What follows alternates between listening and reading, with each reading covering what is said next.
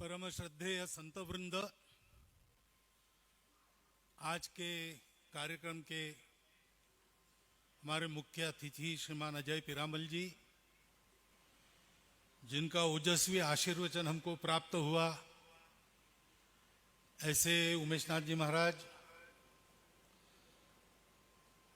आदरणीय भंसाली जी, मित्रवर राजकुमार जी, मंच पर उपस्थित सेवा भारती के सभी अन्य पदाधिकारी गण, देश के कोने कोने से यहाँ पर उपस्थित हुए सेवा कार्यकर्ता, संघ के माननीय अधिकारी गण, उपस्थित नागरिक सज्जन एवं माता भगिनी, सेवा संगम का ये तीसरा आयोजन है।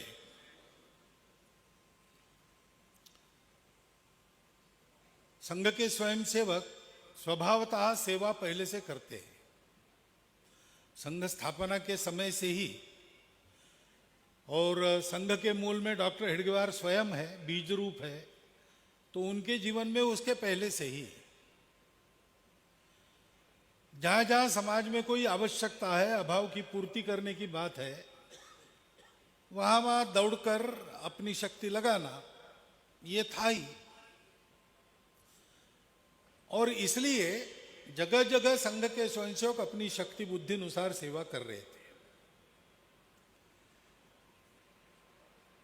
डॉक्टर हेडगेवार की जन्म शताब्दी के समय ऐसा सोचा गया कि देश भर में इतना सारा काम हो रहा है, तो उसको एक व्यवस्था में लाएं और उसके आधार पर उस कार्य का और विस्तार करें। तब से संघ में और सेवा विभाग के कार्य का प्रारंभ हुआ। कुछ वर्ष पश्चात औपचारिक सेवा विभाग भी बन गया। तो उसके द्वारा संघ की शाखाओं में आने वाले स्वयंसेवकों में सेवा की मानसिकता को जागृत करना होती सब में है, सोई रहती है, उसको जगाना पड़ता है। सब लोग उत्साह में काम करने के लिए आते हैं, लेकिन उत्साह के कारण दृष्टि थोड़ी एक लक्ष्य बन जाती है, उनका ध्यान बटोरना।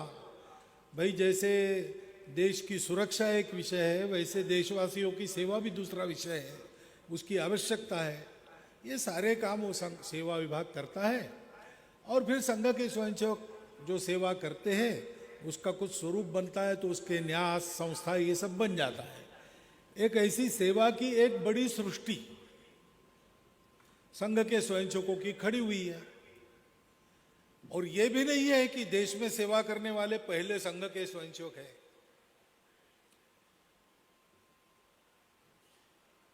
हमारे देश में ये सेवा का मंत्र तो पहले से दिया गया है।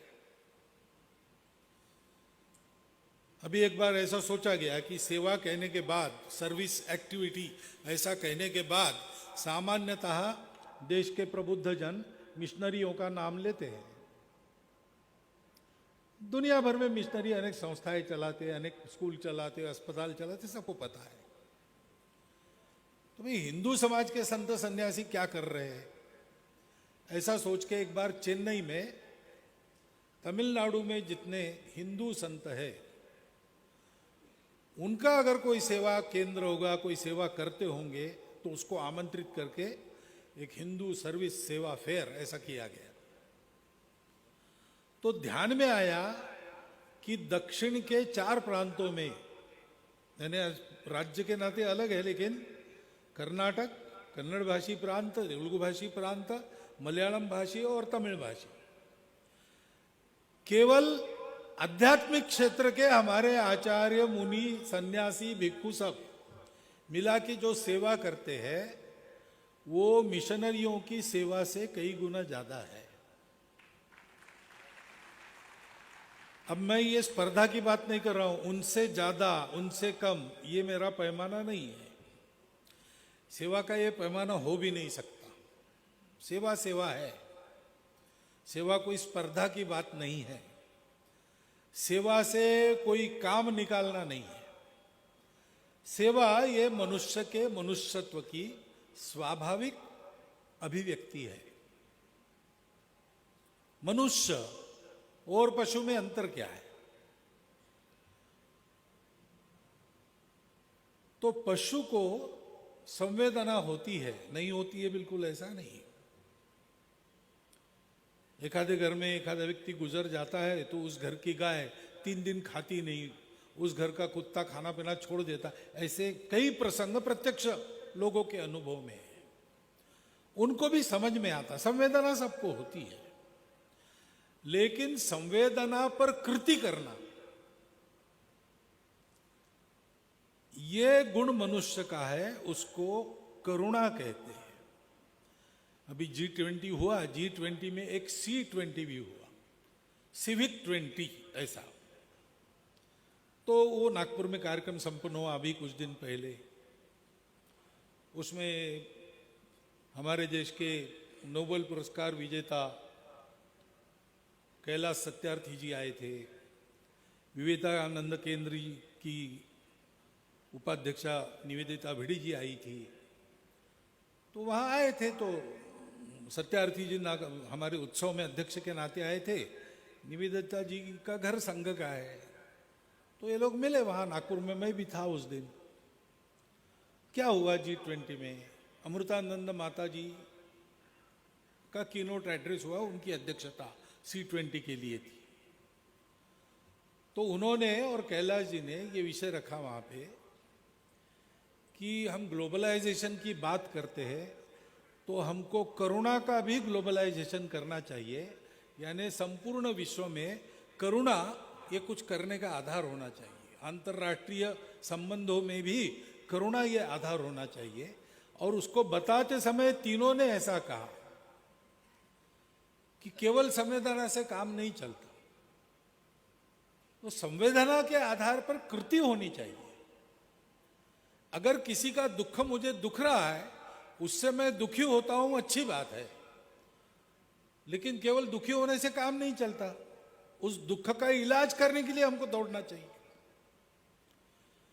ये करुणा है, और इस करुणा को हमारे यहां धर्म के 4 पैरों में एक स्थान दिया है। सत्य के बाद करुणा का स्थान, सत्य, करुणा, शुचिता, उपेक्षा, ऐसे 4 पैर कहे जाते हैं। उसमें सत्य के बाद करुणा है, क्योंकि ये करुणा भी सत्य की तार्किक परिणति है, लॉजिकल कंक्लूजन है। क्योंकि सत्य क्या है? हम सब एक ही तत्व से अनुप्राणित है। अगर हम सब एक है अंदर से, तो मैं अकेला सुखी हूं, बाकी दुखी है, ये मुझसे देखा नहीं जाएगा। जैसे पीरामल जी ने कहा कि मुझे जो कुछ मिला है वो सबको देने के लिए मिला है।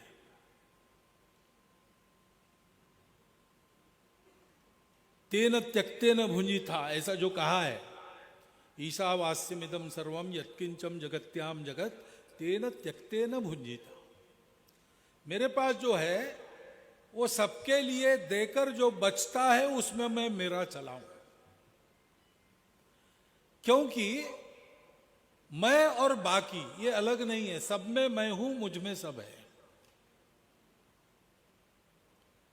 सेवा जैसे मनुष्यता की स्वाभाविक अनुभूति है, वैसे सेवा इस सत्य की प्रत्यक्ष अनुभूति है। इस भाव से सेवा होनी चाहिए। इस भाव से जब सेवा होती है तो हमारे देश में वो समरसता का साधन होता है, होना चाहिए। इतने सारी सेवा संघ के स्वयंसेवक कर रहे हैं, किसके लिए कर रहे हैं? तो हमारे देश में सब लोग मिलकर हमारा राष्ट्र है, समाज है। हम सब लोग समाज के अंग है, हम सब मिलकर समाज है। एक नहीं है तो हम अधूरे हो जाएंगे, और सब एक दूसरे के साथ है तब हम पूर्ण बन जाएंगे। लेकिन दुर्भाग्य से यह परिस्थिति आई है। कारण क्या है, क्यों है, चिकित्सा करने वाले करें, लेकिन हमको वो परिस्थिति नहीं चाहिए। हमको ये विषमता नहीं चाहिए। हम सब एक राष्ट्र पुरुष के अंग होने के नाते अपने अपने स्थान पर अपना अपना काम करते होंगे। काम के अनुसार रूप रंग निराला होता होगा जैसे शरीर के अंगों का होता है, लेकिन हम सब में एक ही प्राण है। और ये पता चलना चाहिए, अगर पैरों में सुई चुभी तो जैसे शरीर के सारे अंग उस क्षण में केवल जहां सुई चुभी है उसी का विचार करते हैं। उस समय दूसरी बात ध्यान में नहीं आती है, तुरंत आके उधर जाती है। तुरंत हाथ देखते हैं कहां से क्या निकालना है, कुछ काटा वाटा है क्या जो निकालना है। सारा शरीर उस एक वहां के दुख की संवेदना से साथ केवल एक रूप नहीं होता, कुछ करने जाता है। समाज का ऐसे ही होना चाहिए। समाज का एक अंग उपेक्षित है, दुबला है, उसको नीचे का स्थान है, ये कैसे हो सकता है भाई? अगर किसी शरीर का एक अंग दुबला है, पीछे है, उसको पीछे रह दिया गया है, तो उस शरीर को स्वस्थ शरीर नहीं कहते, कहते कि पैरालिटिक है, पैर सुन्न हो गया है, उसको वैसे ही खींच रहा है। अपने देश को अच्छा देश बनाना है, विश्वगुरु बनाना है, इसका मतलब वो सर्वांग परिपूर्ण होना चाहिए, उसका प्रत्येक अंग सामर्थ्य संपन्न होना चाहिए। तो समाज में अभी इसकी आवश्यकता है, तो हमको करना है। क्यों करना है? इसलिए कि वो समाज मेरा अपना है, मेरे अंदर उस सारे समाज का एक छोटा सा रूप है, और संपूर्ण समाज में मैं अपने आप को देखता हूं। ये हमारा सत्य है। उस सत्य के आधार पर यह सेवा है, सहज सेवा है। संकल्प है तो यह है कि मेरे समाज का, मेरे राष्ट्र का कोई अंग में दुर्बल, पिछड़ा, नीचा नहीं रहने दूंगा। वो मेरे जैसा ही है। कार्य के बंटवारे में उसका मेरा कुछ अलग हो सकता है, लेकिन हम समान हैं। मेरा कार्य जितना महत्वपूर्ण और उच्च अवस्था का है, वैसा उसका भी काम उतना ही उच्च, उतना ही महत्वपूर्ण है। श्रम की प्रतिष्ठा सर्वत्र है और कोई भेद नहीं। धीरे धीरे बढ़ना पड़ेगा। महाराज जी ने जो कहा है ना, एक एक बात बहुत स्पष्ट कही है उन्होंने। आपको क्या लगा मुझे पता नहीं, तालियां तो आप बजा रहे थे, लेकिन जो कहा है वो एक एक बात सत्य है, और उसका विचार करके उसके अनुसार ही आज ना कल हमको चलना ही पड़ेगा। हम प्रयास कर रहे हैं आज ही वो हो जाए, क्योंकि वही सब स्वस्थ समाज का लक्ष्य है। सेवा स्वस्थ समाज को बनाती है, लेकिन स्वस्थ समाज को बनाने के लिए वो पहले हमको स्वस्थ करती है। सेवा करते हैं तो लगता है हम कुछ कर रहे हैं, किसी का भला होते हुए देखता है तो मन में थोड़ा सा तो आता ही है, मैंने किया तो देखो कितना अच्छा हो गया। अच्छा हो गया ये तो ठीक ही है, होना भी चाहिए, उसका आनंद भी है। मैंने किया इसका विशेष आनंद रहता है। मैंने भी किया, थोड़ा सा अहंकार आ जाता है। लेकिन जब सेवा करते रहते हैं ना, तो ऐसी अनुभूति देता है, जिसकी सेवा करते वही देता है, कि हमारा वो अहंकार चूर चूर हो जाता है। एक छात्रावास चल रहा है, वनवासी लोगों का छात्रावास। वहां पर एक जंगल में, गांव में रहने वाला एक वनवासी बालक आ गया। वो केवल अपना हस्ताक्षर कर सकता था और उसको अक्षर ज्ञान नहीं था, और घर में थोड़ी बहुत खेती थी, परिवार में उसकी बूढ़ी माँ थी, वो था, और कोई था नहीं। थोड़ी सी जमीन थी लेकिन उसमें चल जाता था। लेकिन थोड़ा और, क्योंकि जमीन होने के कारण चावल तो मिल जाता था, सब्जी उब्जी उगा लेते थे, जंगल में रहते तो जंगल में भी बहुत कुछ मिलता है। परंतु कभी कुछ लाना है, नमक लाना है वगैरह, तो पैसा चाहिए, मुद्रा चाहिए। उसके लिए कुछ छोटी मोटी नौकरी मैं कर लूँगा, ऐसा सोच के वो आया था ब्लॉक केंद्र पर, नौकरी ढूंढ रहा था। अब जिसको अपना हस्ताक्षर छोड़ के कुछ भी अक्षर ज्ञान नहीं, उसको क्या नौकरी मिलने वाली है? वो आया, उसके परिचित छात्रावास में एक बालक पढ़ रहा था, उसके परिचय से छात्रावास में रुका, 3 दिन घूमा, कुछ नहीं मिला।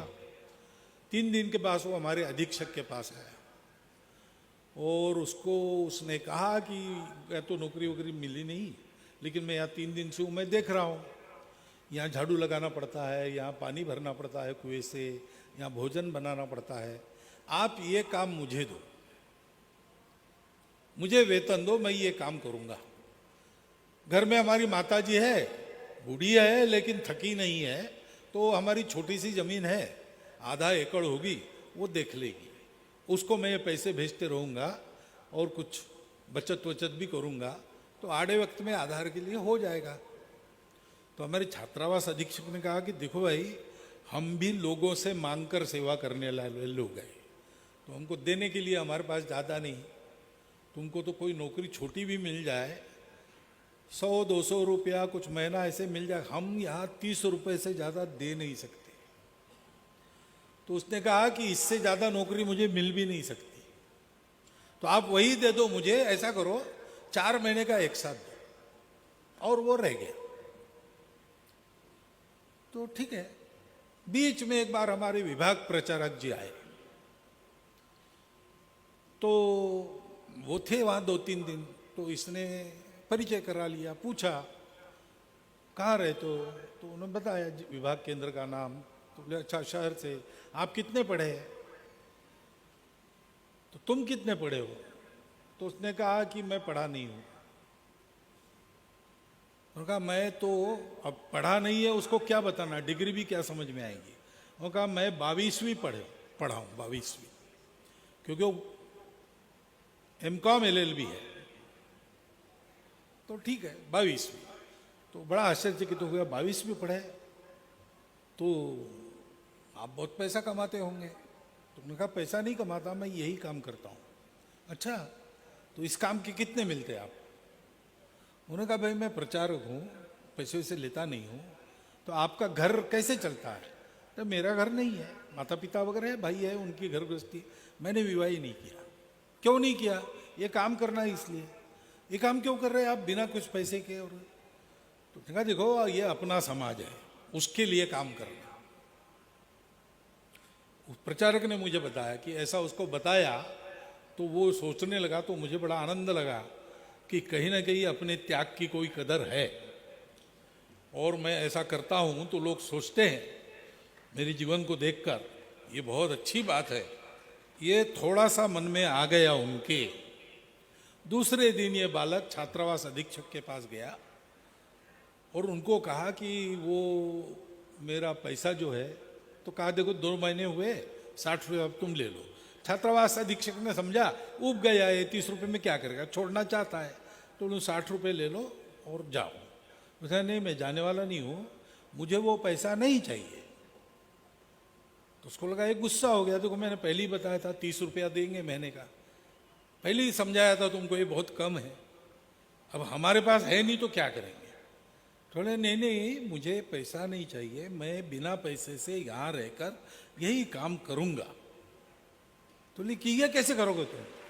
उसने कहा तो क्या हुआ, ये 22वीं पढ़ी है और समाज का काम कुछ ये भी न करते, तो यहाँ तो मैं देख रहा हूँ मेरे ही अपने भाई मित्र यहाँ सब पढ़ रहे हैं, इतना अच्छा काम, मैं अनपढ़ हूँ तो क्या, ये काम तो मैं कर सकता हूँ, इनके लिए समय दे सकता हूँ। 15 साल पूर्णकालिक रहा हो, बाद में उसको अपना घर चलाना पड़ेगा, उसको देखना पड़ेगा, इसलिए ड्राइविंग वगैरह सिखाकर, बाकी पढ़ने की उसकी क्षमता नहीं थी, तो उसकी नौकरी वगैरह ढूंढ कर उसको स्थापित कर दिया हम लोगों ने। लेकिन उस प्रचारक ने हमको कहा कि जब पहले बात की तब मुझे लगा कि चलो, लेकिन दूसरे दिन मैंने सोचा कि हम तो खाते पीते घर के, पढ़े लिखे, विचार कर सकने वाले, बहुत बौद्धिक पी कर और हम ऐसे तैयार हो गए और फिर जीवन दिया, इसको तो कुछ भी नहीं मिला, ये एक रात में उसने तय कर लिया कि देश के लिए करेंगे। ये अपने उस अंग की महत्ता है जो पीछे है, जो कभी कभी हम कहते हैं कि थोड़ा दूर रहो। वो सिखाता है हमको कि यहां बैठे हुए प्रत्येक सेवा कार्यकर्ता का अनुभव है। इसलिए ये सहज सेवा, उसमें संकल्प जुड़ जाता है, देश को बड़ा करना है, सबको बड़ा करना है। लेकिन देश बड़ा होगा नहीं होगा ये भविष्य की बात है। हमारा समाज आज इस स्थिति में है तो ये हमारे लिए अच्छी बात नहीं है, शोभा देने वाली बात नहीं है। हमारे समाज का एक अंग पीछे नहीं है, हम उसके कारण सब लोग पिछड़ गए हैं। ये पिछड़ापन दूर करना है, सबको समान अपने जैसा मानकर सबको सेवा के द्वारा अपने जैसा बनाना है। हम संकल्प कर सकते हैं, हम सेवा कर सकते हैं। उनकी ताकत नहीं है, उनको ऐसी ताकत देनी है कि वो ताकत पाकर वो उस हमारे पूर्णकालिक वनवासी बालक जैसे कहेंगे कि हम पीछे रहे तो क्या हुआ, हम भी कर सकते हैं। और पीछे रहेंगे नहीं, आगे आएंगे, वो भी कमाएंगे, वो भी साधन संपन्न होंगे और सोचेंगे कि इसका उपयोग जैसे पीरामल जी ने बताया था कि किसी की सेवा करने के लिए हमको मिला है, हमको भी जो मिला समाज का हाथ, वो इस समाज की सेवा करने के लिए मिला है। देने वाला देता जाए, लेने वाला लेता जाए, लेते लेते लेने वाले ने एक दिन देने वाले का हाथ ही ले लेना चाहिए, ऐसी अर्थ की एक मराठी कविता है। हमारी ये सेवा, अपनी ये सेवा, हम सबकी ये सेवा ऐसी होनी चाहिए कि जिनकी हम सेवा करते हैं वो आज उनको मजबूरी में लेने वाला बनना पड़ रहा है, लेकिन कल वो देने वाले बनेंगे और बनते हैं। क्योंकि सौभाग्य से जिस भक्ति आंदोलन का उल्लेख महाराज जी ने किया, उस भक्ति आंदोलन के कारण भारत का समाज ये वास्तविक मनुष्यों का समाज है। उनके अंदर ये करुणा है, केवल संवेदना नहीं है। और इसलिए जब संघ के स्वयंसेवक सेवा करने लगे तो उनको ये भी ध्यान में आ गया कि अपने देश में कोई अकेले हम नहीं हैं, बहुत लोग बहुत प्रकार से सेवा कर रहे हैं। हम ये जानते हैं कि दूर दूर से लोग आए, हजारों मील दूर से आए, उन्होंने हमारी सेवा की। हम ये नहीं जानते कि उनके आने के पहले से हम बहुत सारी सेवा कर रहे थे, कर रहे हैं और करते रहेंगे। क्योंकि सेवा का जो कारक है करुणा, वो करुणा हमारे धर्म के 4 में से एक पैर है। हमारा समाज धार्मिक है, उसके मन में ये करुणा है और इसलिए करते रहता है। परंतु थोड़ा ये जो सहज सेवा है उसको सदिश करना, संपूर्ण विश्व में इस करुणा के आधार पर अगर चलना है, आज जो स्वार्थ के आधार पर चलता है, आज जो स्पर्धा के नाते चलता है, उसके बजाय हम एक कुटुंब है इसलिए अपनेपन के आधार पर, संबंध के आधार पर, करुणा के आधार पर चले, ऐसा करना है तो उसका उदाहरण तो भारत को ही रखना पड़ेगा और उसके लिए भारत को बड़ा होना पड़ेगा। भारत को बड़ा होना है तो भारत के प्रत्येक व्यक्ति को वो स्वयं बड़ा हो सके इस स्थिति में लाना पड़ेगा। इस दिशा में इन सारे सेवा कार्यों को सदिश बनाना, समन्वित बनाना। इतने सारे लोग सेवा करते थे, कर रहे हैं, आगे भी करेंगे, लेकिन वो दिखते नहीं है। क्यों नहीं दिखते? नहीं दिखना एक अच्छी बात है, अहंकार काम नहीं करता। सेवा जितनी गुप्त रहे उतना अच्छा है। लेकिन जिस स्थिति में आज हम हैं, उस स्थिति में ये सेवा दिखती नहीं, यानी केवल पेपर में नहीं दिखती ऐसा नहीं है, उसके कुछ परिणाम नहीं दिखते। क्यों नहीं दिखते? इसलिए नहीं दिखते कि वो सदिश और परस्पर पूरक नहीं है। वो अगर ऐसे बनेंगे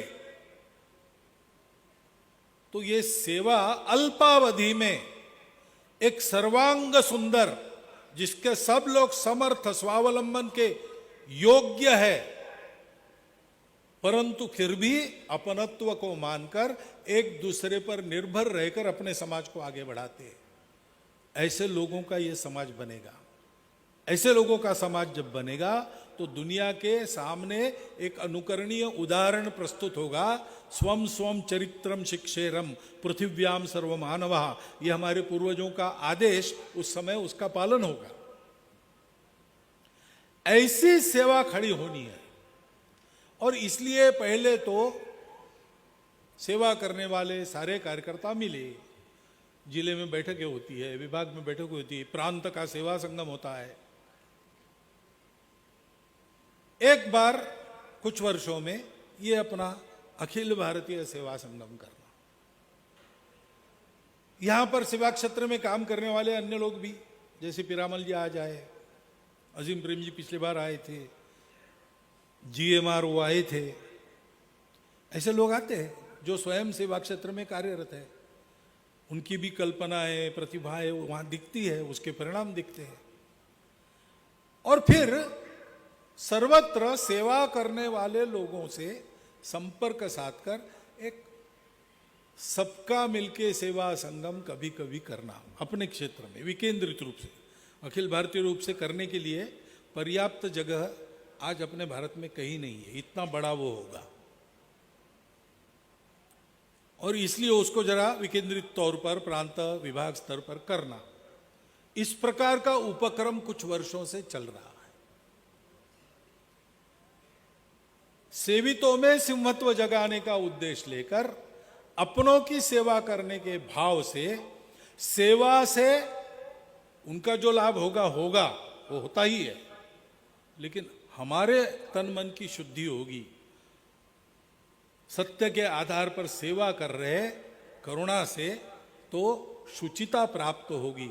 उसके लिए ये तपश्चर्या, सेवा को भी धर्म कहा है ना, सेवा धर्मो परम गहना, उसका आचरण स्वयंसेवक कर रहे हैं। और केवल आचरण कर रहे ऐसा नहीं, इसको सर्वव्यापी बनाने का संकल्प है।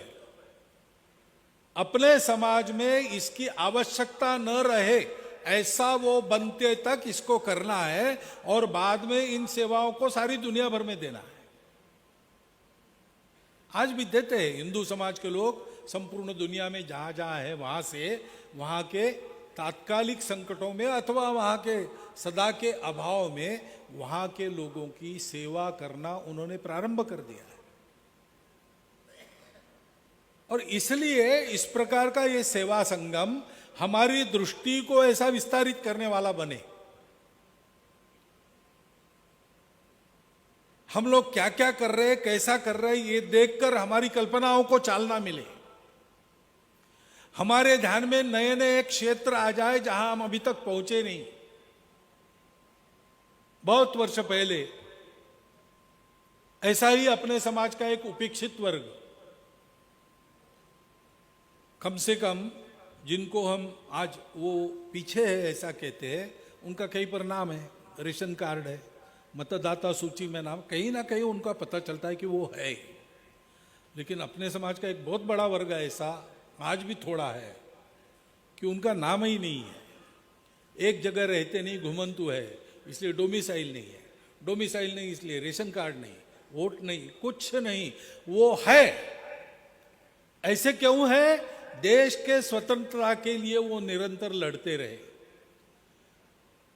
देश के समाज में अपने सांस्कृतिक आधार पर विभिन्न प्रकार की विधाओं का प्रचार प्रसार करने का कर्तव्य करने के लिए उन्होंने अपने घर छोड़ दिए, अपनी जगह छोड़ दी, एक जगह नहीं रहे। वो झुके नहीं, वो स्वतंत्रता के लिए लड़ते रहे, तो विदेशी शासकों ने उनको अपराधी घोषित कर दिया, उनका नाम तक मिटा दिया। स्वतंत्रता के बाद भी वो ऐसे ही, जिनको हम भूल गए, ऐसे लोग थे। भगवान ने कृपा की, हमको दृष्टि दी, हमारे स्वयंसेवकों का ध्यान गया, वहां भी एक काम शुरू हो गया है। ऐसे नए क्षेत्र है। ऐसा मानना नहीं कि इतने सारे लोग यहां सेवा संगम में उपस्थित है और हर 5 साल के बाद हम अपनी गिनती करते हैं, वो गिनती में सेवा कार्य बढ़ रहे। केवल सेवा भारती के नाम से चलने वाले आज 43,000 के ऊपर कुछ ऐसे सेवा कार्य हो गए हैं। सबका मिलाकर 1.25 लाख के आसपास जाता है।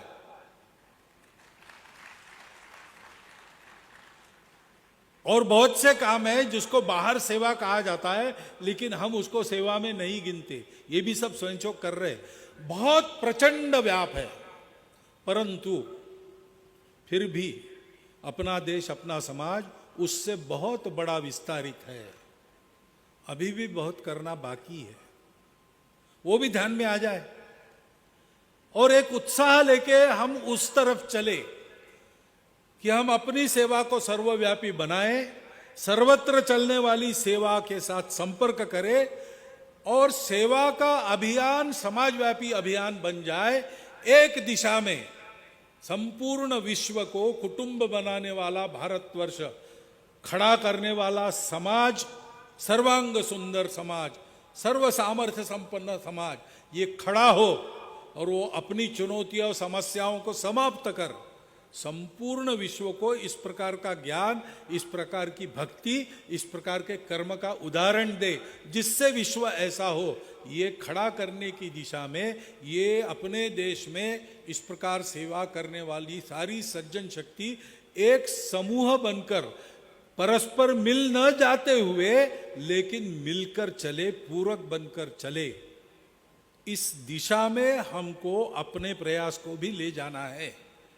इतना आप सब लोग स्मरण में रखें और इस सेवा संगम में इस दृष्टि से होने वाले सारी चर्चा को आत्मसात करके इस दिशा में आगे सेवा कार्य का रथ बढ़ाए, ऐसा एक अनुरोध आपके सामने रखता हूं।